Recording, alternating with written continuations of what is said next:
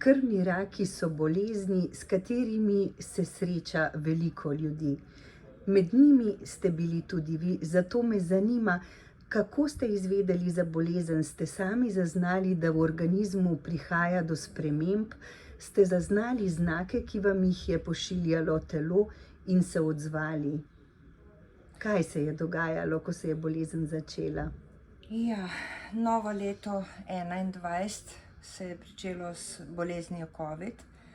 Prebolevala sem bolezen, sicer ni bilo tako hudo, ampak po končani bolezni nikakor več nisem prišla do neke energije, do moči.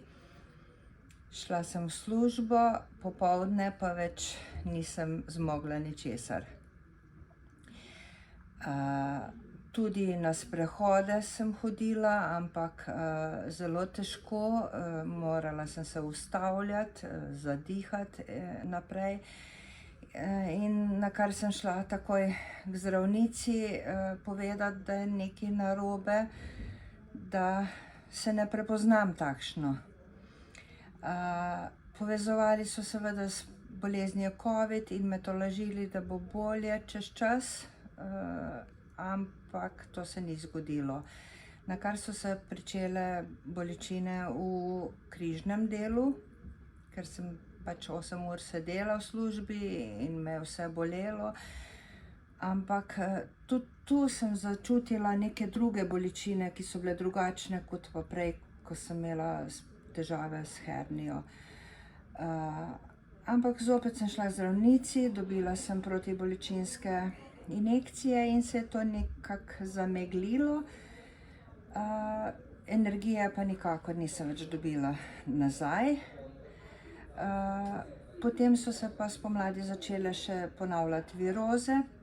Ob prvi virozi je zdravnica dala pregledati kri, kjer mi je povedala, da se kri nekako izgublja. Takšna je bila razlaga. Nakar sem čez 14 dni zopet imela virozo in to tako močno, da sem obležala 2-3 dni, nisem zmogla ničesar. No, pri naslednji razširjeni sliki laboratorijski se je pa odkrilo, da je nekaj narobe v krvi in me takoj poslala k hematologu.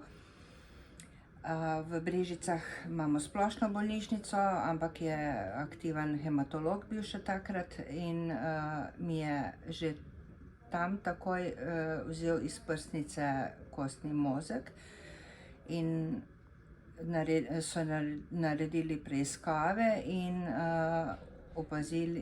spoznali, da gre za diseminirani plazmacitom.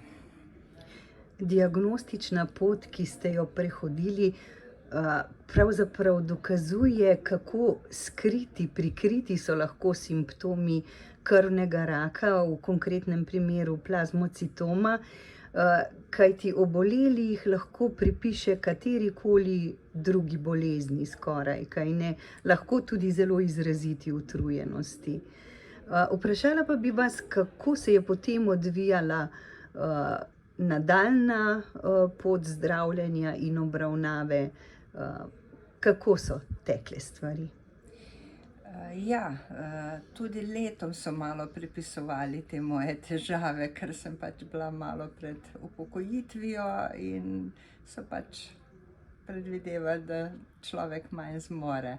Ampak ja, ta diagnoza, ki je bila postavljena v Brežicah, nakar me je potem hematolog napotil v Ljubljano na polikliniko, kjer in ponoven odvzem kostnega mozga iz medenice je potrdil diagnozo iz Brežic. Nato sem bila napotena k hematologu na polikliniko, kjer so na osnovi izvidov odločili za 4 cikle kemoterapije, ki sem jo prejemala v 4 mesecih nekako, nakar je sledil odvzem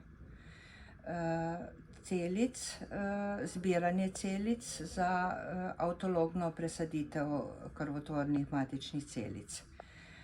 In potekalo je dokaj vse po planu, dokaj dobro sem prenašala tole zdravljenje. Še sem bila 4 ure aktivna v službi, tako da sem nekako pozabila na to kruto resničnost, kaj se dogaja v meni. Po 6 mesecih od začetka zdravljenja je pa prišla presaditev krvotvornih matičnih celic.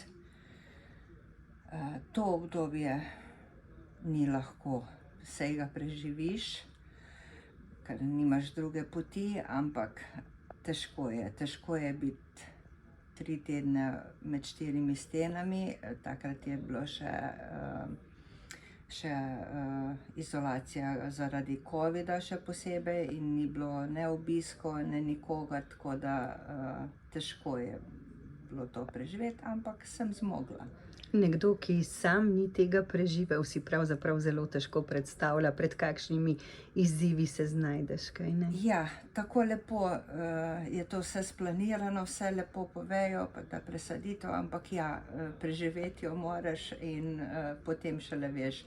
Je pa tako, da potem pozabiš, da je bilo hudo, in če bi se povrnila bolezen za eno presaditev, še imam svojih celic, tako da se pač temu prilagajaš, druge poti ni, ker ljudje radi živimo in vidim, da so mi s tem pomagali, da imam zdaj veliko boljše življenje, kot je pa bilo pred leti.